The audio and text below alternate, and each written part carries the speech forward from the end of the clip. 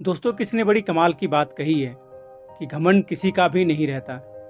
टूटने से पहले गुल्लक को भी यही लगता है कि सारे पैसे उसी के हैं। दोस्तों, घमंड को लेकर एक बड़ी ही प्यारी कहानी है जो मैं आपको सुनाऊंगा। एक बार श्री कृष्ण द्वारिका में अपनी पत्नी रानी सत्यभामा के साथ विराजमान थे। उसी वक्त सत्यभामा ने व्यंग की हंसी हंसते हुए श्री कृष्ण से पूछा, आपने त्रेता युग में भगवान राम के रूप में अवतार लिया था और उस समय आपकी पत्नी सीता बनी थी। क्या वह मुझसे अधिक रूपवती थी? श्री कृष्ण सत्यभामा का प्रश्न सुनकर कुछ कहने ही वाले थे कि तभी गरुड़ ने भी उनसे प्रश्न किया, प्रभु, क्या कोई संसार में है जो मुझसे भी तेज उड़ सकता है? इसी बीच सुदर्शन चक्र ने भी पूछा, भगवान, मेरी ही वजह से आपने कितनी बार शत्रुओं का विनाश किया, क्या मुझसे भी अधिक शक्तिशाली कोई है? तीनों के प्रश्नों को सुनकर भगवान श्री कृष्ण जान गए थे कि इन तीनों को अहंकार हो गया है और इस अहंकार से उनकी मुक्ति आवश्यक है। तभी श्री कृष्ण ने एक युक्ति सूझी। उन्होंने गरुड़ से कहा कि तुम हनुमान के पास जाओ और कहना कि भगवान राम और माता सीता उनकी प्रतीक्षा कर रहे हैं। गरुड़ देव ये सुनकर तुरंत चले गए। श्री कृष्ण ने सत्यभामा से भी कहा कि जब हनुमान हमारे दर्शन को आए तो आप सीता के रूप में तैयार होकर उनके सामने आइएगा। साथ ही सुदर्शन चक्र को आदेश दिया कि तुम महल के प्रवेश द्वार पर पहरा दो और ध्यान देना कि मेरी आज्ञा के बगैर कोई महल में प्रवेश न करे। सुदर्शन चक्र तुरंत मान गया और प्रवेश द्वार पर खड़े हो गए।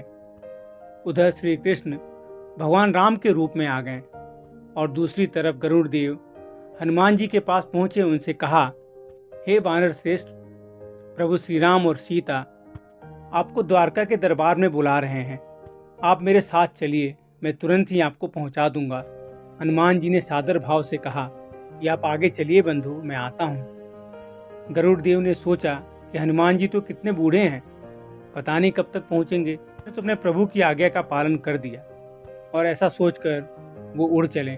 और जैसे ही वो द्वारिका पहुंचे तो उन्होंने देखा कि हनुमान जी उनसे पहले वहां पहुंच चुके हैं।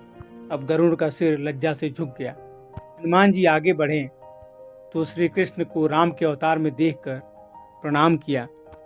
कृष्ण ने कहा, हनुमान, तुम कैसे अंदर आए? क्या किसी ने तुम्हें द्वार पर रोका नहीं? इस पर हनुमान जी ने अपने मुख से सुदर्शन चक्र को बाहर निकाल कर रख दिया। हनुमान जी ने कहा, प्रभु, आपसे मिलने से मुझे भला कौन रोक सकता है? सुदर्शन चक्र ने थोड़ा प्रयास किया था, इसलिए मैंने इसे मुंह में दबा लिया। भगवान मुस्कुराने लगे। सत्यभामा अभी भी सीता के रूप में हनुमान के सामने बैठी थी। हनुमान जी ने तुरंत श्री कृष्ण से कहा, हे प्रभु, आपको तो मैं पहचानता हूँ, आप श्री कृष्ण हैं और मेरे प्रभु राम भी, लेकिन माता सीता के स्थान पर आपने किस दासी को बिठा लिया है? इतना सम्मान दे दिया कि वो आपके साथ सिंहासन पर विराजमान है।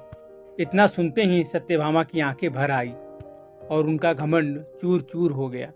साथ ही सुदर्शन और गरुड़ भी लज्जित हो गए और उन्हें समझ में आ गया कि वो घमंड में अंधे हो गए थे, जिसका टूटना असंभावी था। दोस्तों, किसी का अहंकार तोड़ने में ईश्वर देर नहीं करता है। घमंड किसी का भी नहीं रहता है। कितनी प्यारी बात कही है किसी ने, अहंकार में तीन गए, धन, वैभव और वंश। न मानो तो देख लो रावण, कौरव, कंस। इसलिए दोस्तों, अहंकार छोड़िए, प्रभु का नाम लीजिए। मिलता हूँ फिर अगले वीडियो में, तब तक के लिए राधे राधे।